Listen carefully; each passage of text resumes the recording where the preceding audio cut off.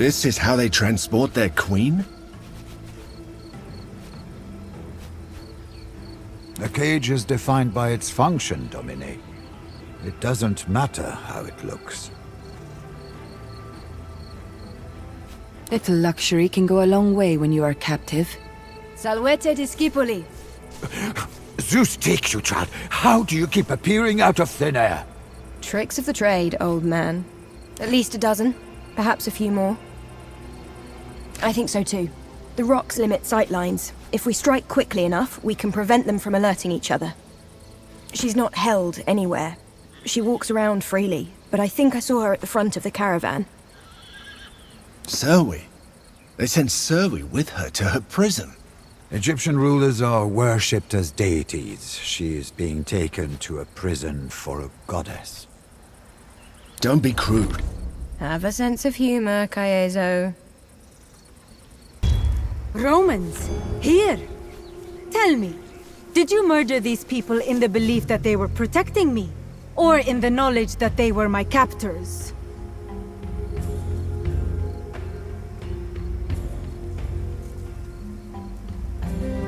Quite the opposite. It is whatever the opposite of a problem is. A solution, Your Majesty. A solution, yes. Tell me, mysterious invader, are you a solution?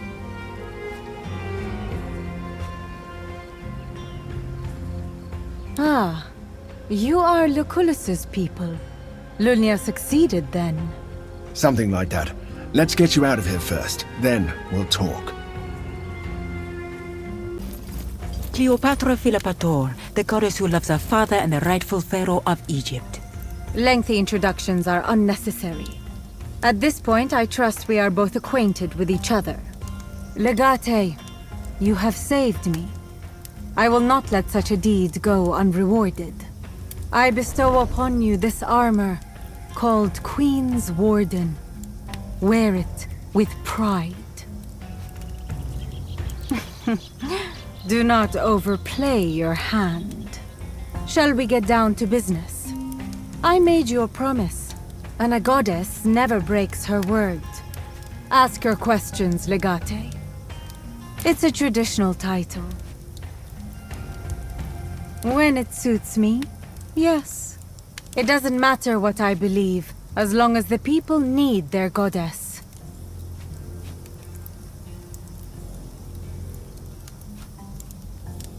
Perhaps one day I'll show you. You are addressing a goddess. Tomes could be filled with the things that I know, and you don't.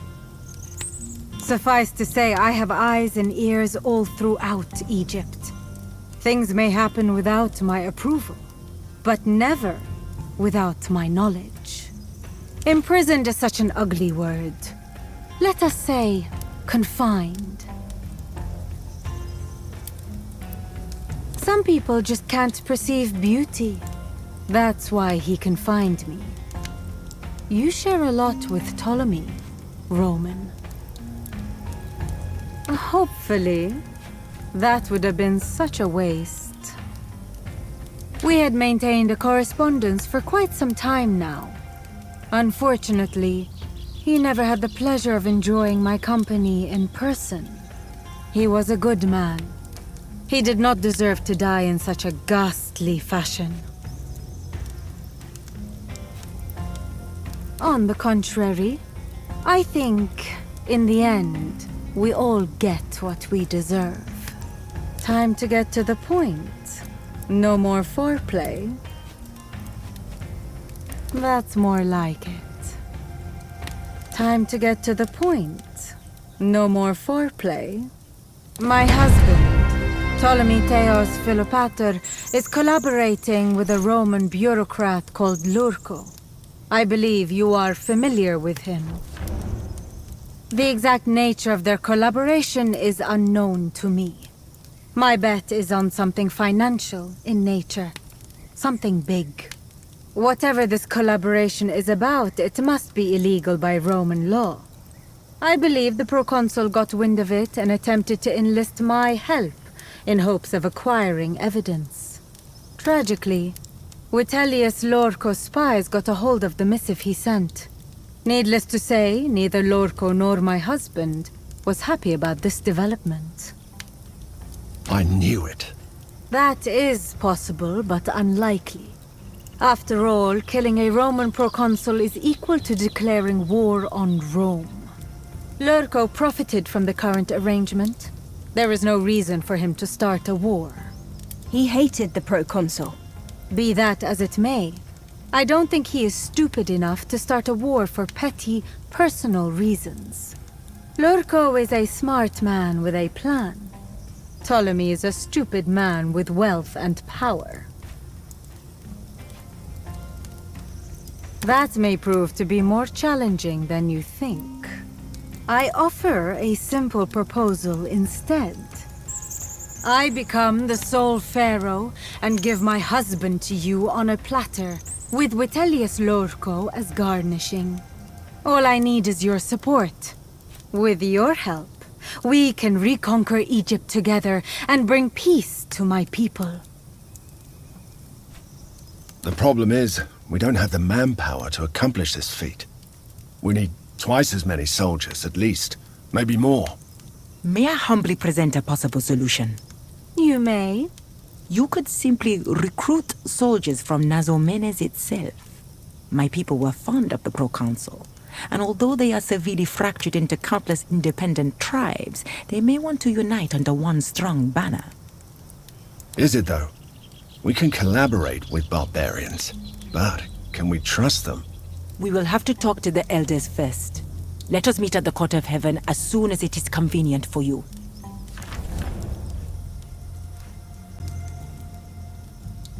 Get it out. I can see you have questions. I do not.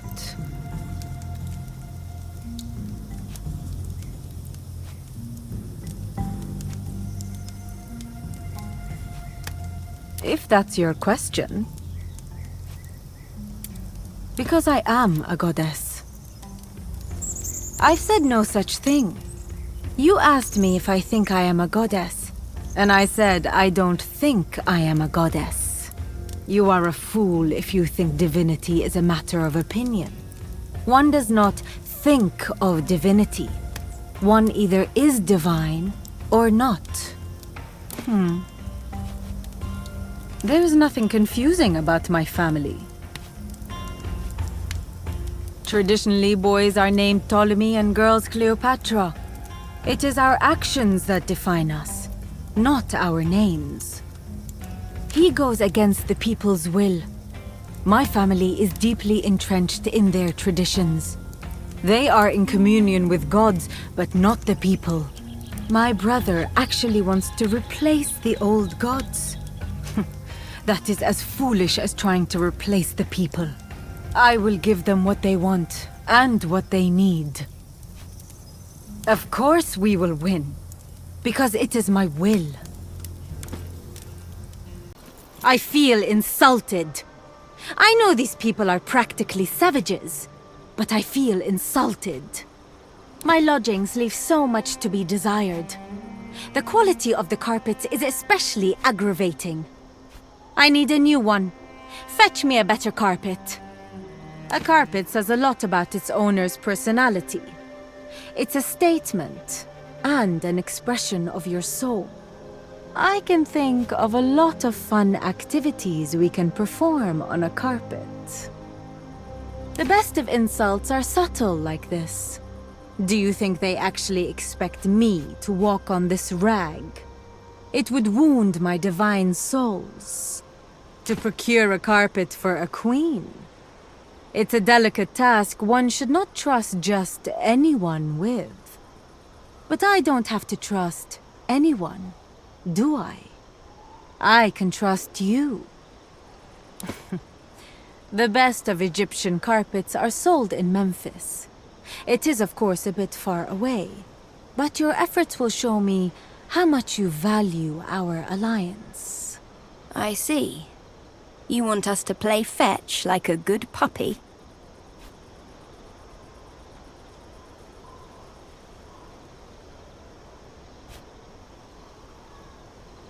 Not just a carpet.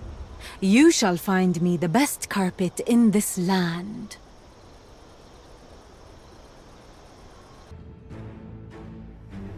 Everything is ready for the attack. Say the word, and Legio Victrix takes Aujila. Finally. I don't know why you've waited for so long. How was I supposed to keep Exile in check? I am merely an old woman. As soon as this is over, Nazamenes will provide the warriors you need to invade Egypt. Trust is earned. In Lunia I trust, but in you? Well, once Aujila is ours, then I will know I can trust you. With all due respect, there is no cause for concern here. Aujila may look imposing, but it's far from an impenetrable fortress. I said it's not impenetrable. It is certainly defensible. The citadel is built into a natural rock wall. That narrows our options for the initial approach. Their construction is basic, but they make excellent use of natural terrain features.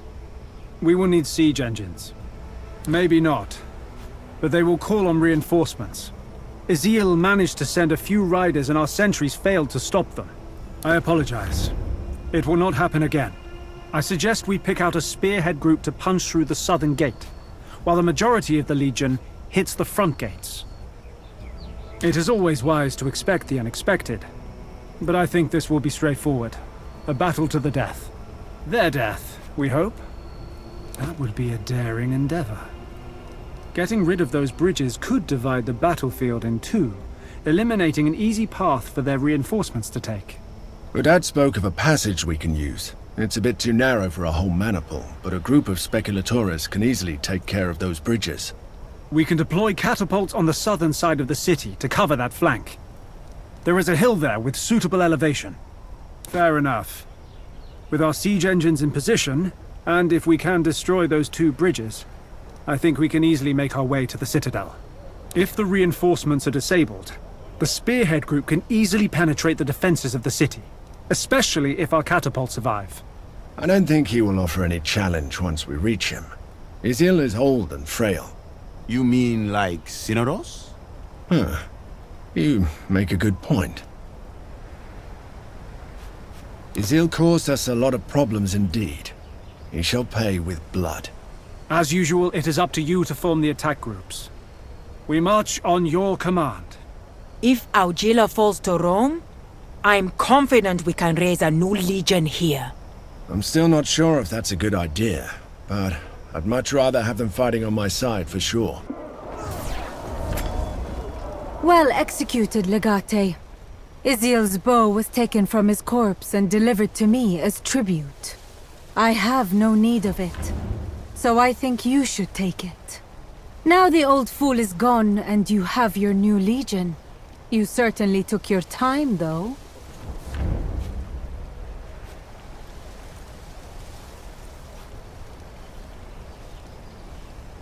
Make certain of that, and when I take my place, I'll be sure to reward you.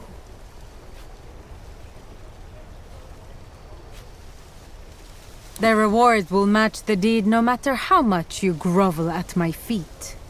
If I may humbly interject, you seem to be arguing over promises and dreams, all of which are purely hypothetical, as long as Egypt still answers to Ptolemy. Now that we have the means to conquer said dreams, it may be time to demonstrate our martial prowess. Listen to the old Servus. He makes sense. Arrogance is attractive only when it's well placed. It is not easy for a leader to acknowledge their teacher, especially when said teacher is a Servus. Are you sure we can trust this new legion? After all, they are not Roman.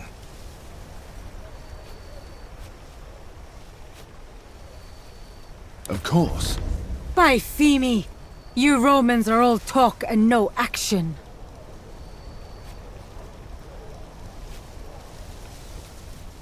Finally. I am honored, but that is not how we work. We do not simply sell the carpets we display. We manufacture our carpets on specification and to order. Good. My assistant will be right with you. Weaving the carpet will take approximately a year. If you're desperate, I can sell you this sample we have here. It will not be cheap. It will also not be as good as this one we are making for the Pharaoh himself. Of course not. That's something no self-respecting merchant would do. Naturally. You are a connoisseur of carpets, it seems. I will answer your questions to the best of my ability. Do you have my carpet yet? This carpet. This is... adequate. That is what I'm going to say. You should leave now. I want to examine my new carpet. Destiny sees to it that our interests are aligned once again. Let us meet in the court of heaven. Make your way at once, for it is ill-advised to make a goddess wait. Signed, Cleopatra Philopater, rightful queen of Egypt. It seems Her Majesty has learned the value of brevity. It would be nice to have a little more information to go on.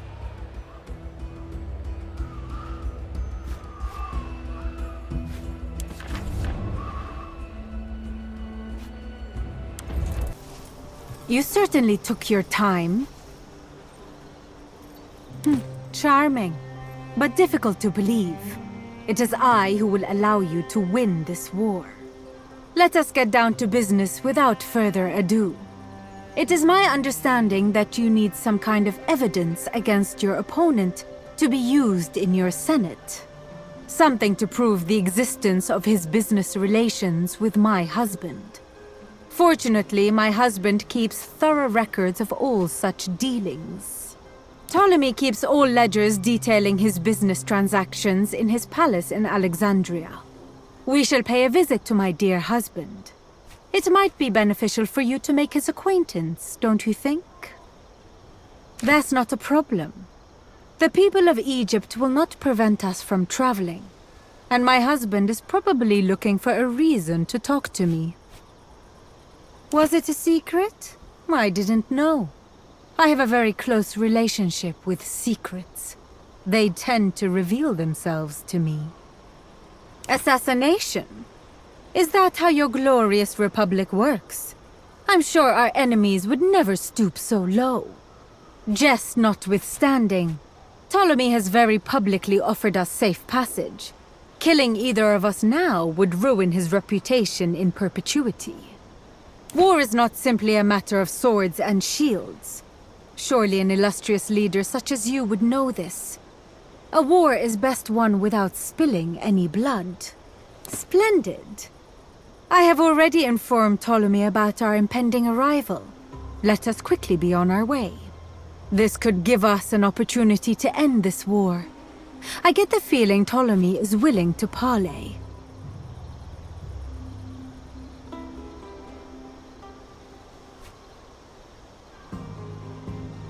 You must trust me. It is safer to travel separately. We shall meet in Alexandria. There you are. Well done. I have just arrived myself. Let us enter. One moment. We need a solid plan before we go in. I'm pretty sure the Legatus has a plan.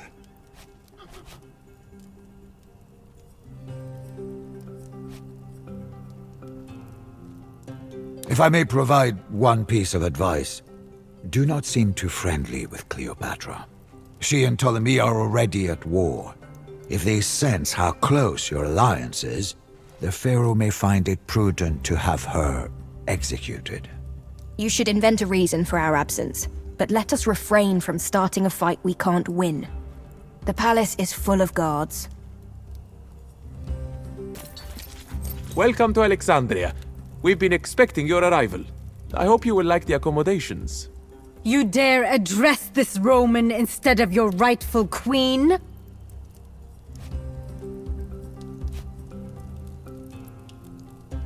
Forgive me, but she is not my queen. Do my ears deceive me? Is this simpleton still talking to you? Is misguided a Roman euphemism for suicidal? You must kill him where he stands.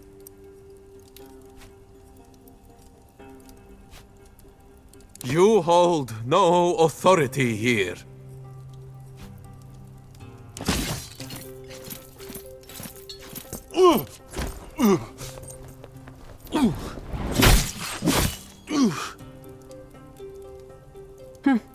How funny. He was clearly mistaken. I'm going! Stop chasing me, by the goddess! You're lucky the Pharaoh didn't have you executed, idiot girl. Wow, rude! You want me to call down a curse of Ubasti upon you? Because I've just about had it with you people! You can't curse me. Try me, you'll see. Just go home. The Pharaoh is expecting important guests. Huh? Oh, I'm Raya, Priestess of Ubasti. I've had a really rough day. The cat goddess. She is greatly revered among the people. How has my blithering fool of a husband offended you, dear? It's a long story. Well, actually, I guess it's pretty short. He's throwing a festival of Serapis in Memphis. It's going to cause so much trouble. I waited here a month to get this audience and then... Oh, they were all counting on me back home, and I blew it. We worship the old gods in Memphis. He's doing this against the people's will. It's disrespectful. I may have lost my temper a little. And yet your head is still attached to your shoulders. Perhaps my husband does retain some small measure of respect for the old gods. I guess? We're looking for a place where books and ledgers are kept. Do you know it? The library? It's the building right over there. Good luck in there. I'm going to go find a corner to cry in. You are a mess, girl. I will sit with you. All right. Thank you. Do you like cats? You are in the presence of Ptolemaeus Theos Philopator, he who rules over land and sea, this world and the other world, of the dead and of the living. He who is the face of the sun and the will of the Nile. Hello, husband. You look particularly pathetic today. It is always good to see you, honored wife. It is customary to greet a foreign ruler with a bow.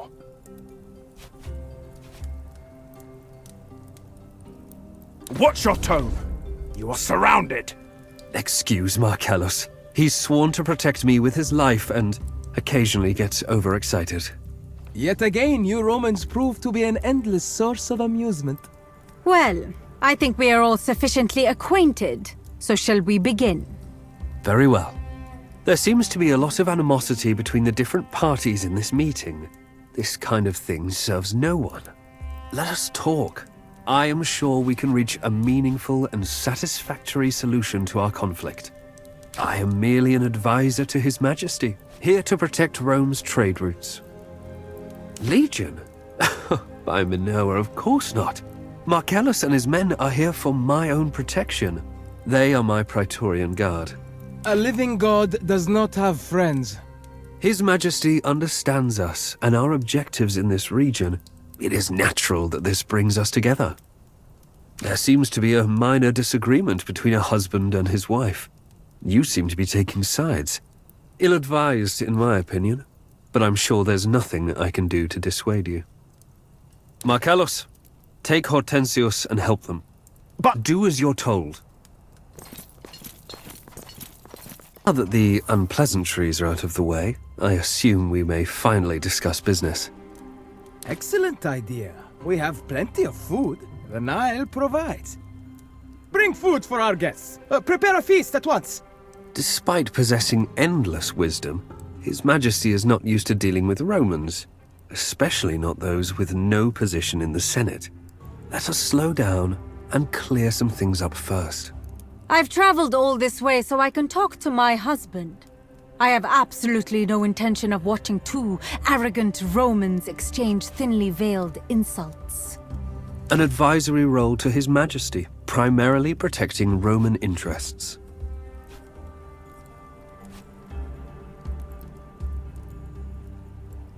One's profit doesn't always cause the other's loss. The best business arrangements are reached when both parties benefit. The proconsul's death is a tragedy. We all mourn his loss. In times like this, it is natural to see enemies everywhere. Beware, however, that some people may interpret your words as accusations. It is unwise to speak of a crime of this magnitude without deeply convincing evidence. I haven't the faintest idea. Whoever arranged his murder must be very foolish indeed. Rome can be a valuable ally, but its wrath is terrifying. Most people who are murdered simply deserve death. Perhaps this Lucullus wronged someone terribly. Wise words, Your Majesty. Enemy is such a strong word. Egypt is a loyal ally of Rome, currently experiencing some civil disorder. Diplomatic channels remain open, as you can see. A peace treaty? Are we at war? In my experience, soldiers often die. Your proconsul should have been careful. We do understand your anguish, but starting a war would be a bit of an overreaction. Don't you think? Perhaps. Let us first hear what you have to say. Will you continue gossiping like old fishwives, or will we get to discuss terms finally? So you want a permanent solution to our disagreement? Intriguing, we must admit. Let us hear your proposal. My proposal is quite simple, darling. You shall cease your attack, and I shall assume my rightful place on the throne. Ridiculous, as always. And when you sit on this throne, what should we do, we wonder? The Roman seems to think quite highly of you, sister. How long have you been fucking him? I will fuck whomever it pleases me to fuck, and that certainly does not include you.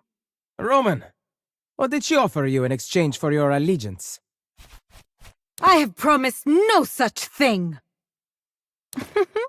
Indeed, like a cat that just had its tail stepped on. We are not amused at all. Well, I believe the best course here would be to arrange some sort of co-rule, granting both parties equal power. Equal? Indeed. That way, everyone's happy, and Rome continues to benefit from our trade deal. They might.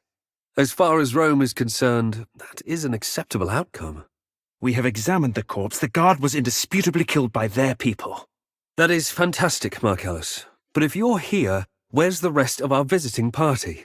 They are relaxing outside. I thought. You thought? Why do you keep trying to do things you're not good at?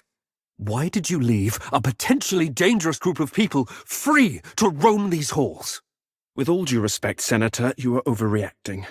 There are royal guards posted all around. It's not like they will set the palace on fire. Your Majesty, a massive clouder is invading the palace. It's a sign from Ubaste. What kind of a simpleton are you? Do you think this requires your pharaoh's attention? Corvinus, go see what's happening. Evidently, the place is falling apart under your incompetent rule. Speaking of foolishness, it is unwise to insult the regent of a great nation in his own throne room. What's your endgame here, Legate? Well, that's one demand we cannot honor. Tell me, Utelius Lerco, if you were to perish, would it make any difference for us? Are you walking out of our arrangement? Our compact is with Rome, not you. Are we wrong, Legate? It would be unwise to betray me, Your Majesty. Your Majesty, the cats know no end. The palace is being invaded by otherworldly forces. That sounds like an ill omen. This meeting is adjourned. Let us evacuate at once. That was an interesting experience. Not exactly. It turns out there are no written records. But we have a witness instead, Tranquillus, the man who keeps records for Lurko and the Pharaoh. He believes it was Ptolemy who killed Lucullus, so there's nothing we can use there. Although it does mean our casus belli was sound, which is a great relief. Additionally, he confirmed that Lurko is stealing tax money from Rome, and he is willing to testify before the Senate. Unfortunately, that will not be possible until we invade the city and capture this palace. I am glad that I was able to help you in this matter. But I refuse to spend another moment in this palace until I am its mistress. Come, we must leave. This is a really bad idea. Frankly, I don't know how you managed to talk me into this. That's what worries me. There he comes. Tell me you have a plan. Very droll. My dear husband is about to speak. Indeed. I shall speak too, and you shall help me. People of the Nile, honorable men of Memphis and their virtuous wives, we have descended today from the great Serapeum for the sole purpose of addressing you.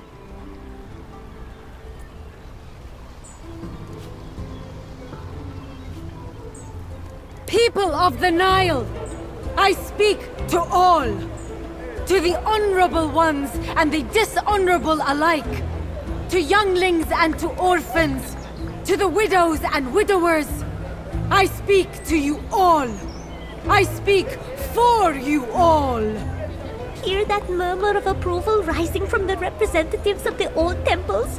You've got the people's attention, my queen. Ah! Our beautiful but naive wife. You can be the queen of the damned, the honorless, and the weak.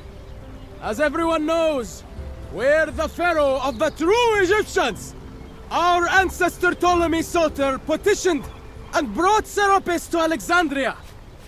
And the old gods made way to accept him, recognizing his magnificence.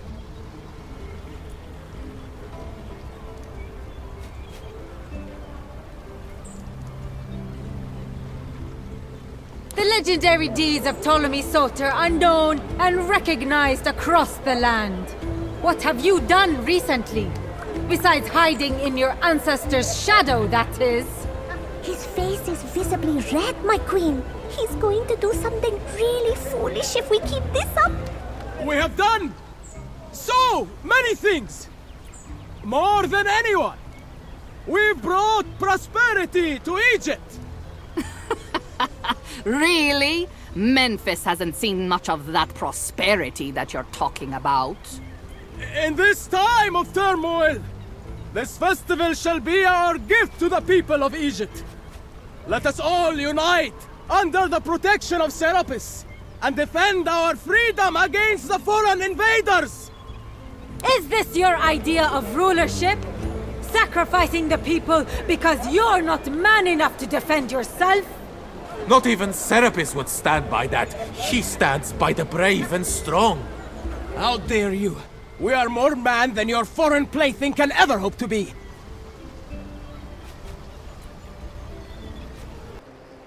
Your tongue is truly honeyed, Roman. We see now how it was an error in judgment to let you live, dear wife! You will pay for this insolence with your life! Soldiers! Kill these wretches for me! I believe that is my cue to leave. Guards! At once, Your Majesty. Make way for the Queen!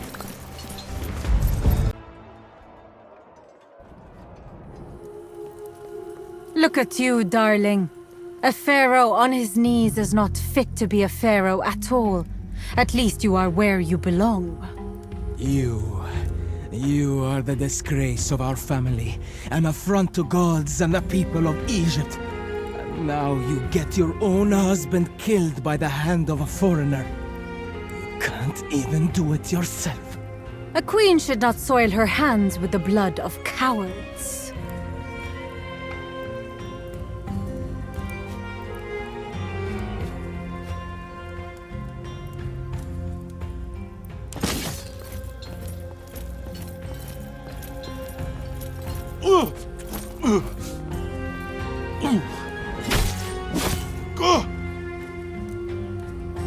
Well, perhaps he deserved a more dignified end, but thank you nevertheless. Well, I guess that concludes our business. Lunia, what are you doing here? I have some unfinished business I need to attend to. And it concerns you, Your Highness. We have finally reached the end of our uneasy alliance. Unfortunately, it will end with your death. Of course not. Your adversary has very little to gain from Cleopatra's death right now. On the contrary, I think it's a very Roman thing to do. I may be acting immorally, but it's only so others won't have to. If Cleopatra becomes the Queen of Egypt with the help of Nazamanes, she will eventually end up ruling our land. We will not be a part of Rome as I envisioned it. Getting rid of her is the only way. Look where we are. You have conquered Nazamanes and Egypt. Why leave a queen in charge? You know she will eventually betray you. She just helped you against her own brother. If you're not going to do it, I will. Why are you siding with her? Don't you see how dangerous she is?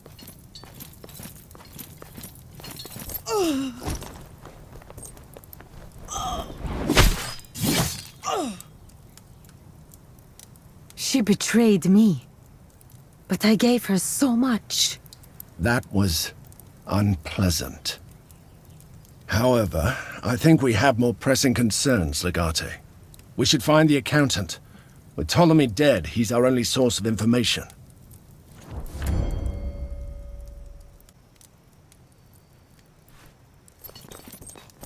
Thank you for defending me from her. I should have seen it coming. Perhaps I just didn't want to believe that she would betray me.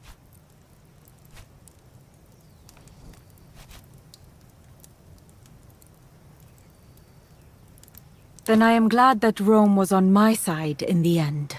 You are here to find someone, are you not? You had better get going before another beats you to it. Good morning, Domine. You certainly took your time today. It is wise to allow your body some time to heal. Fortunately, there are a lot of mundane, everyday tasks for you to take care of today. We have some outstanding debts. There's the issue of inheritance. The kitchen needs to know what you wish to eat today. Oh, and the carpet you have ordered has arrived. You haven't? That's bizarre. Well, they have brought it to the study. We shall inspect the item. Perhaps it was intended for someone else. I'll bring a generous amount to give us some room for negotiation. Do you try to purchase all of the women you encounter? Really? What's the current going rate for an arrogant Roman legatus these days? Nonsense. Let us negotiate. I'm sure I can provide you with something you desire. This is a friendly visit. After all of the things we've been through, I thought you would like the opportunity to establish a more solid relationship. Over some food, perhaps. But this room is a bit too crowded. Let us dismiss your servants. I do not like attention. One of the mourners arrived, Cineros. They still want their... Oh. Who is this lovely young woman? You didn't tell me you have a lady friend as a guest? You... What now?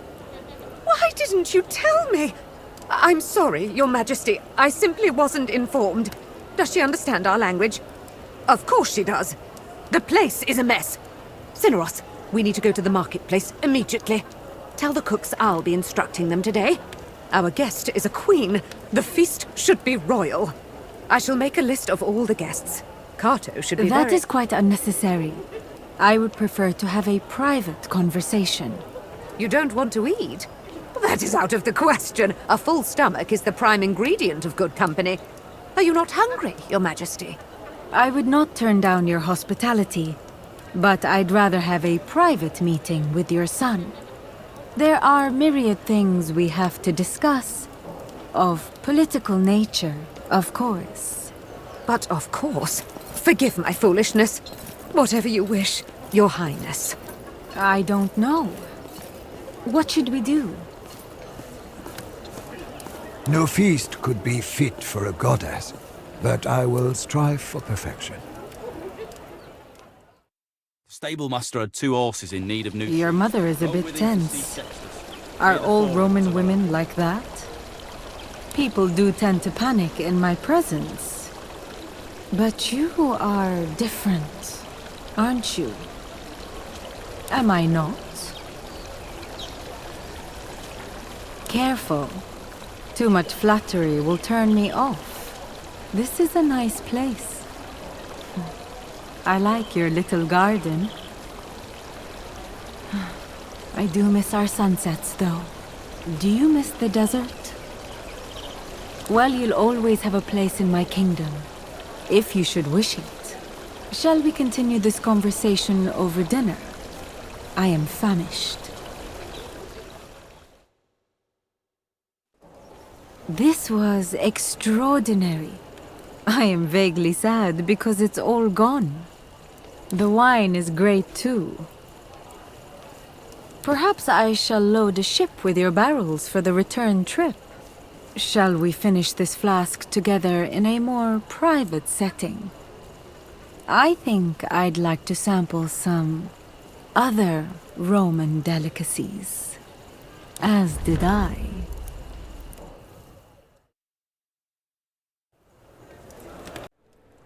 Therefore, you cannot connect my activities to that war. In fact, it is fair to say my alleged relationship with Mithridates was only in the service of Rome. Somehow, fair wasn't the word that came to mind. Shall we perhaps talk about the infamous invasion of Egypt? Infamous is the correct word for it. The legatus ignited a war in a land that was already a province of Rome. He brought chaos and terror to Africa. The way I see it, he installed law and order, and saw to it that the rightful queen of the people now sits on the throne. I must protest. This is highly unusual, having a foreign ruler comment on our internal affairs. I must agree. The Queen's opinions on this matter should be of utmost importance. We're listening, Queen Cleopatra. Of course you are. Now I shall tell you how your dictator redirected taxes paid by our people into his coffers, and how he managed to get both his accountant and proconsul murdered in the process.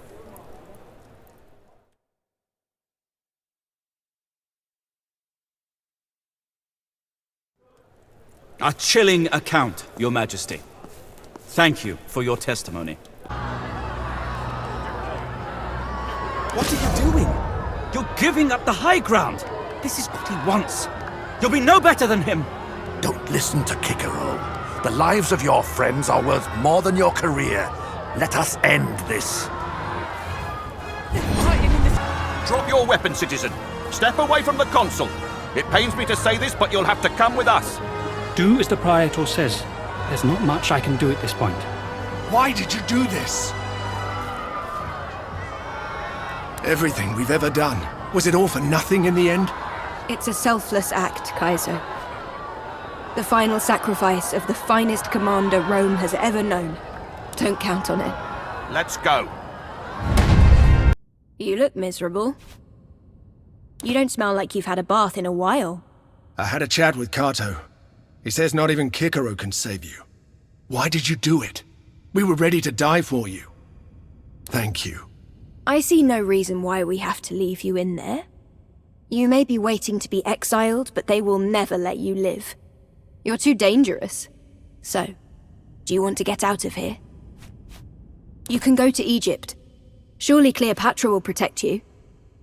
I will help you escape and accompany you until you clear the border. After that, you're on your own. My life just started to make sense in Rome. I can't miss this opportunity. Besides, Aulus needs me. Are you joking? Do you think I'd miss this adventure? Egypt, here we come. I must find my sister. From this point on, we shall walk different paths, my friend. I will come with you. I was planning to leave Rome already, and wherever we go from here, I will be happy for your company. I was hoping you'd say that. All right, let's start some trouble. The story of the selfless savior of Rome has long since passed into legend. It is easy these centuries later to forget that in his time he was regarded as a criminal and forced to flee Rome with his friends to escape execution. We are more familiar with his legacy, the towering example of loyalty and righteousness that he came to represent in the years following his exile. He was a servant of Rome who rose time and time again to defend the Republic in war and in politics. It was only at the very end, when the lives of his closest friends were threatened, that he turned his back on law and tradition. The example he set for his fellow Romans has endured to this day. It is said that he sought refuge in Egypt, where he was granted a palatial estate overlooking the lush banks of the Nile. Though he was no longer welcome in the Republic he had saved, he was still held in high esteem by many in Rome. And through his connections in the Senate and the trust Queen Cleopatra held in him, he maintained a great degree of influence in Rome as well as Egypt. Thanks to him, the already close ties between the two nations were further strengthened. Queen Cleopatra Philopator was, from the day of her coronation, a greatly beloved queen of Egypt.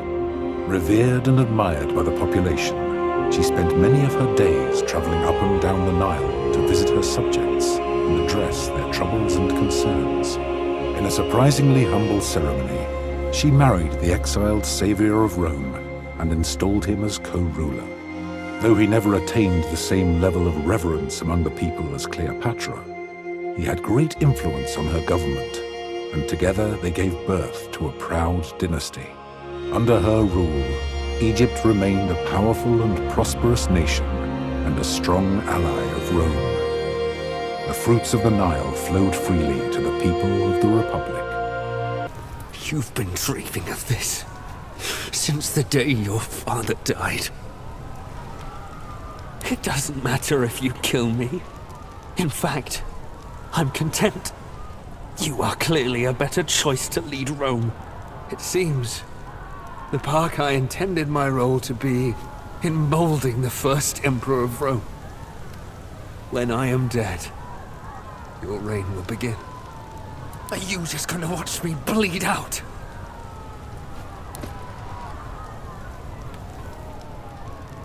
It's finally over. It almost seems unreal. So many people have died. None of this needed to happen. I've supported you not just because you're my friend, but because I believed the only way to save the Republic was to commit terrible deeds. And our deeds have been terrible. There's one thing you get to decide for yourself now. Remember what we discussed? Well, we got what we wanted. Now we have to lay down our arms and turn ourselves in. Are you stupid? Did you hit your head in battle? We will all be killed. Not all of us. He will probably be condemned to death indeed, but we will not be punished as harshly. We should not get punished at all. We should take over Rome and live like kings. The Anira is right. Surrender will only lead to execution. But, Magister, surely morals dictate that he should surrender. Doing anything else would be immoral, and thus make him a lesser man. He is like my own child. He would be a lesser man, but a man who is alive. They will not just let us go. We all attacked. Well, I certainly do not want to be executed. May I remind you what you have just said about the expected behavior of a moral individual? I don't consider myself a particularly moral man yet. I don't care about the philosophy of it. If you stay here, more people will die and the chaos will never end. We don't have to turn ourselves in if you're afraid of the consequences. I'm sure Cleopatra will protect you if you flee to Egypt. That is still immoral, for you would be avoiding judgment. But I'd feel glad if that happens. Therefore, I am a lesser man. But I feel good about being one. I will see you out of Rome safely, but I cannot follow. For the first time in my life, the city finally accepts me, thanks to you. Wale, my friend. It's been a fun ride. It has been glorious. I'll make the arrangements, Domine. As you wish. She will be in good hands.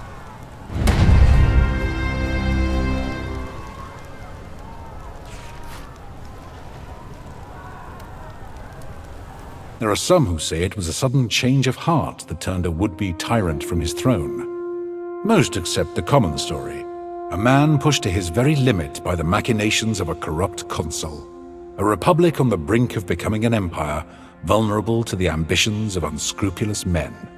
A desperate, unlawful action that saved the republic at the cost of one man's career and reputation. Although in one sense the legatus never returned to Rome, in another, greater sense, he never left. With his earth-shaking actions, he had set Rome upon a course that would guide it through history for centuries to come. It is said that he retired to a palatial estate in Egypt, overlooking the lush banks of the Nile. He had turned his back on the republic that he had saved, but he became instead a close and trusted advisor to Queen Cleopatra, under whose rule Egypt soon regained its independence and sovereignty from Rome. Queen Cleopatra Philopator was, from the day of her coronation, a greatly beloved Queen of Egypt. Revered and admired by the population, she spent many of her days traveling up and down the Nile to visit her subjects and address their troubles and concerns. In a surprisingly humble ceremony, she married the exiled savior of Rome and installed him as co-ruler. Though he never attained the same level of reverence among the people as Cleopatra, he had great influence on her government, and together they gave birth to a proud dynasty. Under her rule, Egypt remained a powerful and prosperous nation and a strong ally of Rome. The fruits of the Nile flowed freely to the people of the Republic.